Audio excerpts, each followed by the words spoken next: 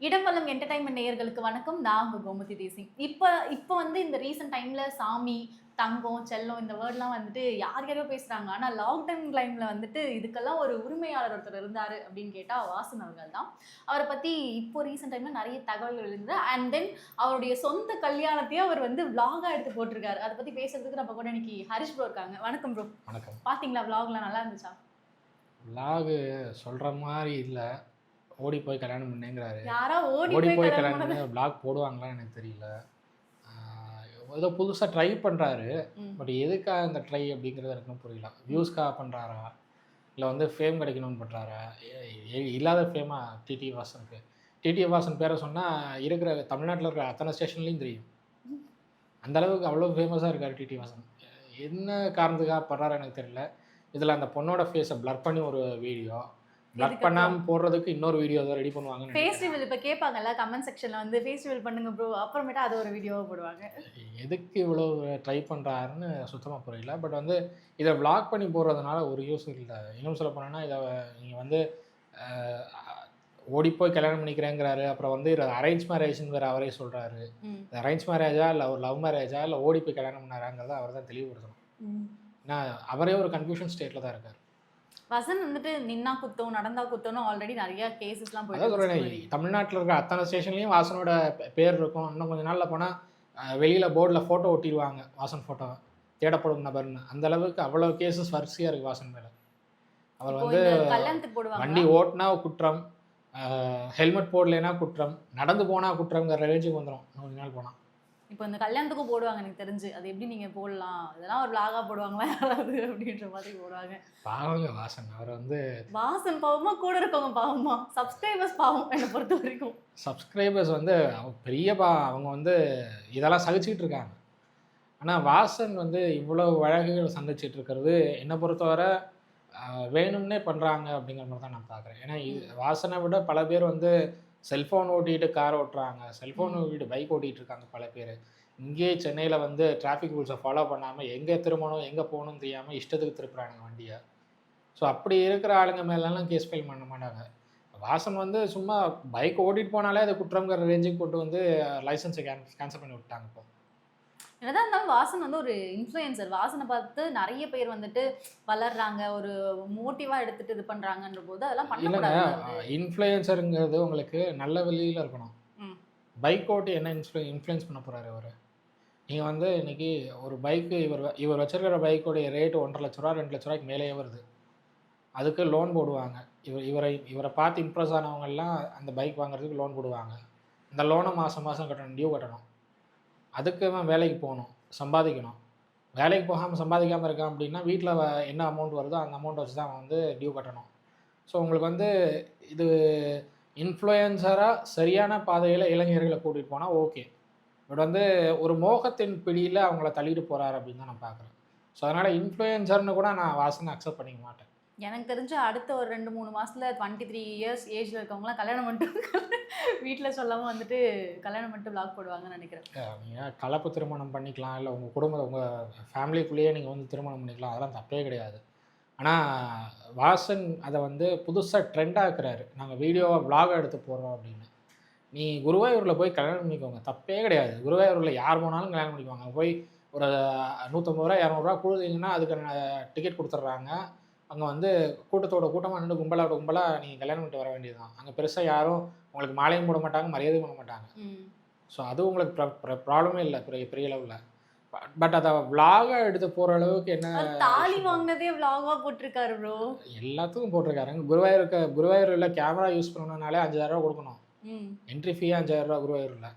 5,000 குடுத்து நீங்க camera use பண்றதுக்கு பெர்மிஷன் வாங்கி அத வீடியோ எடுத்து பண்ணியிருக்கீங்க அப்படின்னா, அப்ப இதனால நீங்க வந்து சம்பாதிக்கணும்னு நினைக்கிறீங்களே தவிர, அந்த பொண்ண வச்சு வாழணும்னு நீங்க நினைக்கிறதா எனக்கு தெரியல. ஆக்சுவலா அவர் பண்ண சில விஷயங்கள்லாம் பார்க்குற நமக்கே அன்கம்ஃபர்டபுளா இருந்துச்சு. என்ன அப்டின்னா, இப்போ நெறைய கேர்ள் ஃபேன்ஸ் வராங்க இல்ல அப்டின்னா, அவங்கள்ட்ட வந்து இதெல்லாம் சும்மா பிராங்க், இது வந்து வீடியோ ஷூட்டுக்காக, மூவிக்காக அப்டின்னும் பொழுது, அப்ப அங்க இருக்க பொண்ணோட மைண்ட் செட் எந்த மாதிரி இருக்கும் அப்டின்னு ஒரு தாட் இருக்குல்ல. ஒருத்தர் இருக்காருங்க. அ கோயம்புத்தூர் மாப்பிள்ளைன்னு ஒருத்தர் இருக்காரு. ஐயோ! அவர பத்தி பேசாதீங்க. நான் டென்ஷன் ஆயிடுவேன். இல்ல கோயம்புத்தூர் மாப்பிள்ளைக்கும் வாசனுக்கும் ஒரு வித்தியாசமும் இல்ல. இவர் வந்து கோயம்புத்தூர் மாப்பிள்ளை தன்னுடைய இன்ஸ்டா ரீச்சுக்கு என்னெல்லாம் பண்ண முடியுமோ அதெல்லாம் பண்ணுவாரு. டிடிஎஃப் வாசன் தன்னுடைய யூடியூப் சேனலுக்கு ரீச் ஆகிறதுக்கு என்னெல்லாம் பண்ண முடியுமோ அதெல்லாம் பண்ணுவார். ம். 2 பேரும் லாஜிக் பார்க்க மாட்டாங்க.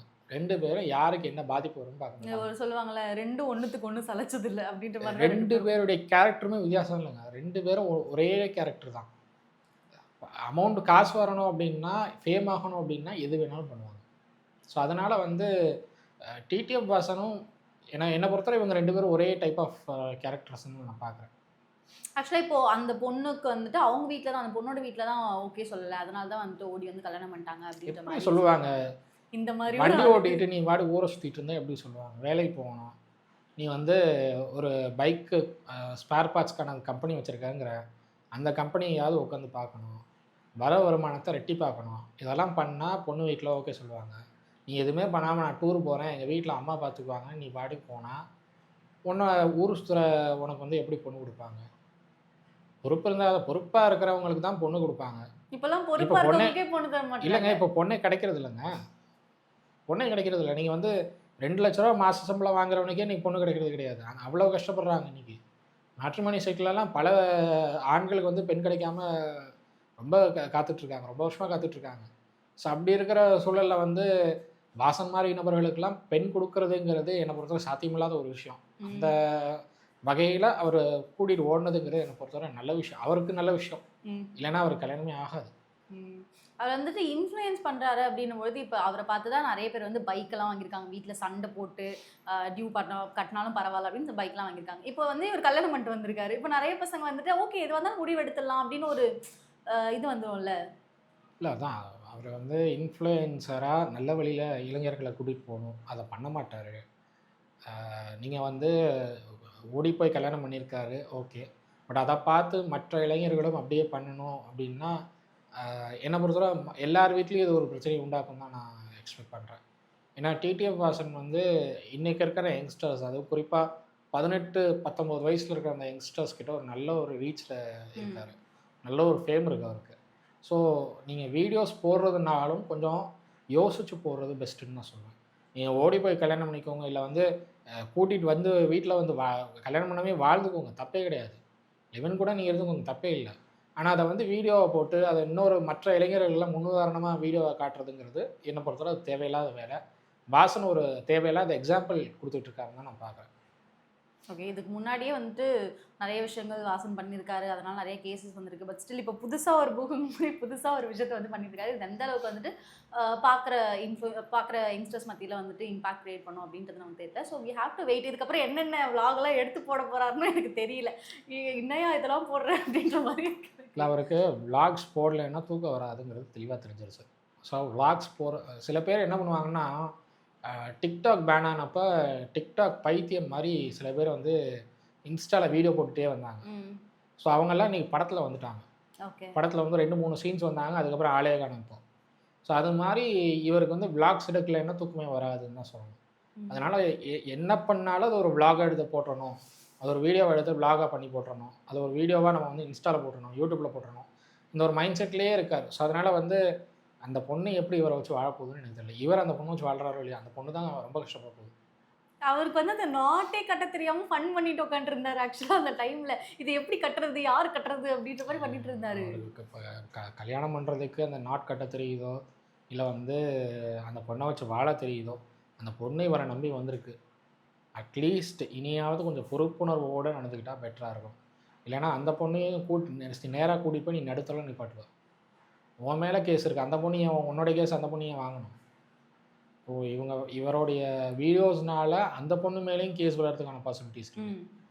ஸோ எல்லாத்தையும் கொஞ்சம் பொறுப்புணர்வோடு இருக்கணும் இவர். இதுக்கு மேலேயும் வந்து எடுத்தேன் கவிழ்த்தேன்னு எதையாவது பண்ணிட்டு இருந்தாருன்னா அவரை மட்டும் அது பாதிக்காது, அந்த பெண்ணையும் சேர்த்து பாதிக்கும். இப்போ இது வந்து அவருடைய மூவிஸ் வேறு ஏதோ ரிலீஸ் ஆக போகிறதா சொல்லிட்டு இருந்தாரு. அவர் ஏற்கனவே ஒரு படம் பண்ணாருங்க, மஞ்சள் வீரன் ஏதோ படம் பண்ணார். அது ஒன்றுமே ஒர்க் அவுட் ஆகலை. டைரக்டருக்கும் இவருக்கும் பஞ்சாயத்து ஓடி நீ என் படத்தோட ஹீரோவே இல்லைன்னு டைரக்டர் சொல்லிட்டு ஓடிட்டார். இவர் அந்த டைரக்டர்கிட்ட நான் வாட்ஸ்அப்பில் பேசுகிறேன், இந்த டைரக்டர் வந்து எனக்கு இவ்வளோலாம் சொன்னார், நான் இவ்வளோ பண்ணலாம், இப்படி பண்ணலாம், நீங்கள் பைக் ரேஸ்லாம் ஓட்டலாம் அப்படின்லாம் சீன்ஸ்லாம் ரெடி பண்ணாங்க. ஆனால் திடீர்னு மனக்கசப்பில் முடியல அப்படின்ட்டாங்க அப்படிங்கிற ஒரு வார்த்தை சொல்கிறார். டைரக்டரையே வந்து கொச்சையாக பேசி வச்சுருக்காங்க ஓகே டிடிஎஃப் வாசன். வாட்ஸ்அப் சாட்ஸ் காட்டுறாரு. அந்த ஒரு இன்டர்வியூ கொடுத்துருக்காரு. அந்த இன்டர்வியூவில் வாட்ஸ்அப் சாட்ஸ் காட்டுறாரு. அந்த ஆடியோ கேட்டிங்கனால அவ்வளோ கொச்சையாக இருக்குது. டைரக்டரே அவ்வளோ கொச்சையாக பேசுகிறாரு. ஒரு டைரக்டருக்கு கூட நீங்கள் மரியாதை கொடுக்க முடியல அப்படின்னா எந்த டைரக்டரும் உங்களை படத்தில் கேஸ்ட் பண்ணி எப்படி படம் ரிலீஸ் ஆகும்? ஸோ அந்த வகையில் வந்து படத்தில் நடிக்கிறாரு அப்படிங்கிறது நான் முன்னவே சொன்ன மாதிரி இன்ஸ்டாவில் எப்படி ஃபேமஸ் ஆகி சில பேர் வந்தாங்களோ அது மாதிரி இவரும் ஒரு 2-3 படம் வரலாம். அதுக்கப்புறம் பெரிய அளவில் வாய்ப்புகள் அவருடைய சான்ஸை பொறுத்து அவர் காட்டுற அந்த டேலண்ட்டை பொறுத்து அமையலாம். அவருக்கு என்ன டேலண்ட் இருக்குங்கிறத அவர் முதல்ல வெளியில் காட்டினா தான் உண்டு. இல்லைன்னா அதுவும் வாய்ப்பு இல்லைன்னு தான் நான் சொல்லுவேன். எனக்கு அந்த ஸ்டார்டிங் vlogலேருந்தே பார்க்கும்போது யாராவது சொல்லி ஒன்று நிறுத்த சொல்லுங்களேன்டா அப்படின்ற மாதிரி தான் இருந்துச்சு. இதெல்லாம் அதான் சொல்கிறேன், பைத்தியம் மாதிரி இருப்பாங்க இவங்கெல்லாம். vlog போடலைன்னா, ரீல்ஸ் போடலைன்னா அன்றைக்கி வந்து பிபி ஏறிடும், ப்ரெஷர் ஏறிடும். திடீர்னு அவங்களுக்கு வந்து மூளையில் ஒரு ஒரு மாதிரி சொல்லிக்கிட்டே இருக்கும், நம்ம வந்து வீடியோ போடணும். நம்ம வாட்டர்மெலன் ஸ்டார் மாதிரி நிமிஷத்துக்கு ஒரு வீடியோ போடுறாரு அவர். அது மாதிரி இவங்களும் வீடியோ போடணும்னு அந்த ஒரு தாட் இருந்துக்கிட்டே இருக்குங்கிறதுனால வேறு வழி கிடையாது. இதெல்லாம் நம்ம சகிச்சுட்டு போகணும், வேறு வழியே இல்லை. இந்த மாதிரியான பைத்தியங்களை சகிச்சுட்டு போகிறது தான் வந்து நார்மாலிட்டி அப்படிங்கிற ஒரு சூழல் ஏற்பட்டிருக்கு இன்னைக்கு. வேறு வழி கிடையாது. இந்த மாதிரி வீடியோஸ் பார்க்கும்பொழுது உண்மையாகவே உசுரை கொடுத்து ஒருத்தன் வீடியோ பண்ணுறான்ல, அவனுக்கு வந்து நம்ம ஏன்டா இதை பண்ணணும் அப்படின்ற மாதிரி இருக்குது. அவன் உட்காந்து கண்டென்ட் எடுத்து ஹோம்ஒர்க் பண்ணி அதை பேசும்பொழுது அவன் ஜாலியாக வியூஸ் வாங்கிட்டு போயிடுறாங்க. இல்லை இன்றைக்கி கண்டென்ட்டே இல்லாமல் வாய்க்கு வந்து தான் உளறிட்டு போகிற வீடியோஸ் தான் வந்து பெரிய அளவில் ஹிட் ஆகுது. அது பார்க்குற மக்கள் முடிவெடுக்கணும், எந்த கண்டென்ட் அவங்க பார்க்குறாங்கங்கிறத முடிவெடுக்கணும். தவறான வார்த்தைகள் பேசினா இல்லை தவறான கண்டென்ட்ஸை வந்து சொன்னால் அதெல்லாம் முதல்ல பார்க்குறாங்க மக்கள் தான் அதை திருத்தணும், மக்கள் தான் திருந்தணும். முதல்ல எந்த கண்டென்ட் முக்கியம், எந்த கண்டென்ட்னால நம்மளுக்கு வந்து லாபம் இருக்குது, எந்த கண்டென்ட்னால நம்மளுக்கு வந்து ஃபேக்ட்ஸ் கிடைக்குதுங்கிறத மக்கள் புரிஞ்சுக்கணும். தேவையில்லாத கண்டென்ட்ஸ் எல்லாம் ஒதுக்கினீங்கன்னா இந்த மாதிரியான பைத்தியங்கள்லாம் குறைஞ்சிடும். இந்த மாதிரி பைத்தியங்கள் கண்டென்ட் போடுறதெல்லாம் குறைஞ்சிடும். ஸோ இவங்களெல்லாம் வந்து கொஞ்சம் ஓரங்கட்டி வச்சு கரெக்டாக கண்டென்ட்டோட ஃபேக்டோடு கொடுக்குற வீடியோஸ் வந்து பார்க்குறது மக்களுடைய கையில் தான் இருக்குது. இது மக்கள் முடிவெடுக்கணும். ஓகே ப்ரோ, வெயிட் பண்ணி பார்ப்போம் அடுத்தது என்ன vlog போடுறாரு அப்படின்னு சொல்லிட்டு. vlog போடுறாரோ இல்லையோ, எனக்கு தெரிஞ்ச அடுத்த ஸ்டேஷனில் கூட்டிகிட்டு போய் உட்கார வைப்பாங்கன்னு தான் நினைக்கிறேன். அவர் பண்ணுற வேலைக்கெல்லாம் உட்கார தான் வைப்பாங்க. பண்ணலாங்க. நான் தான் முன்னாடியே சொன்ன மாதிரி தான் எல்லா ஸ்டேஷன்லேயும் அவர் பேர் இருக்குது, ஃபோட்டோஸ் மட்டும் தான் ஒட்டலை. இவர் இப்போ பண்ணியிருக்கிற வேலைக்கு ஃபோட்டோஸும் ஒட்டிடுவாங்கங்கிற மாதிரி தான் போயிட்டுருக்கு. ஒரு வேளை ஃபோட்டோவும் ஒட்டி தேடப்படும் நபர்னு அறிவிச்சாங்கன்னா உள்ளே போவார். வரதுக்கு எவ்வளோ வருஷம் ஆகும்னு சொல்ல முடியாது. ஓகே ப்ரோ, ரொம்ப தேங்க்யூ.